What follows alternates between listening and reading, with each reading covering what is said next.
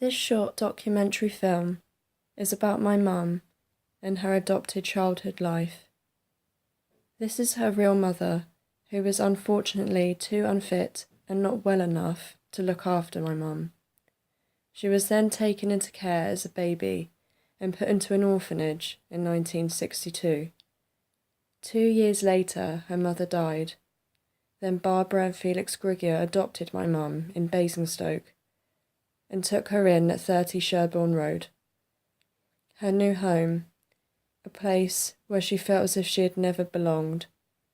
Me and my mum are revisiting the past by looking through family albums.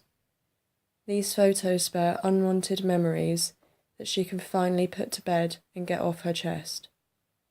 This is what my mum had to say.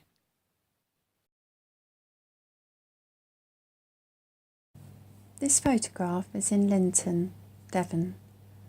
We were on holiday, and that's me in the middle, my mum and brother either side of me. I felt second best then, and I suppose I still do now. I remember being ever so shy. I led quite a sheltered life, and I wasn't used to being with people at all.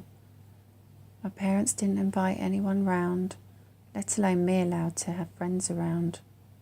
And it wasn't until I was older that I realised that wasn't normal. I think that's why I left home so young. I was looking for an escape the whole time. I felt like they loved me, but not in the way they loved my brother. Actions speak louder than words. Mark was perfect Mark. Whatever I did was not good enough, and it was always my fault and not Mark's. This carried on into my married life. My husband said he could see it too. Finally, it was acknowledgement that it wasn't all in my imagination. This memory was suppressed, and I remembered it because my daughter and I had a conversation about my childhood. I was just having a mess around fight with my brother. Oh, it just makes me feel sick thinking about this. I remember my brother getting rougher, and there was a 2-seater sofa in the front room, and he forced me down, pinned my shoulders. "Don't be silly, Anna," he said. And then I said, "What are you doing, Mark? Get off me." I struggled for a while, and he shouted, and he eventually stopped. It was horrible. I told my mum about it, and she said, "Don't be silly, Anna," which made me feel as if I was moaning about nothing, when it really wasn't nothing. I remember being told to go to my bedroom. I was up there for hours and hours sometimes, just in my room, thinking it must be long enough now, and I went down and said sorry for nothing, just so it would be all right again. But then maybe they would talk to me.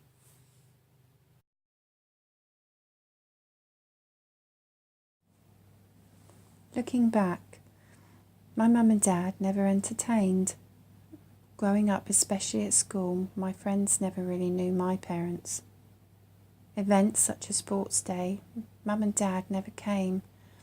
They never came to support me, and I remember feeling really sad about that, as it was something I was really into.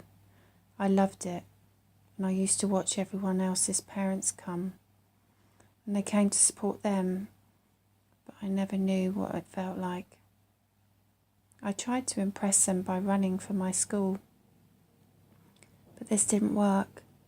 I can actually remember begging my mum once to come, just to come and watch me in sports day, but she just said, "Oh no, I can't do that," even after saying my friends' parents would be there. I wonder why I have no confidence sometimes, and I think, did this affect me in any way? Mum said once, "Oh no, we shouldn't praise, as you will end up being big-headed."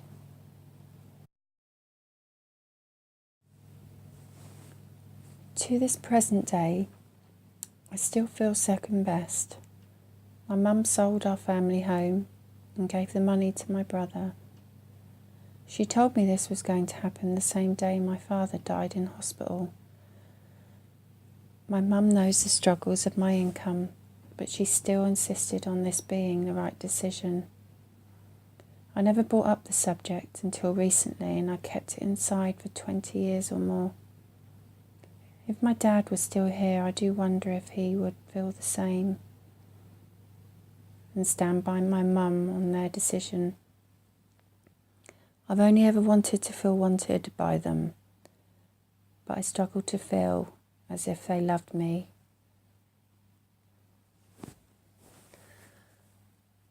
To feel as if they loved me like they should have.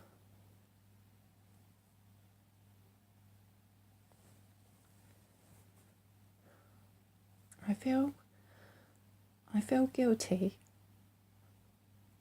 thinking things like this.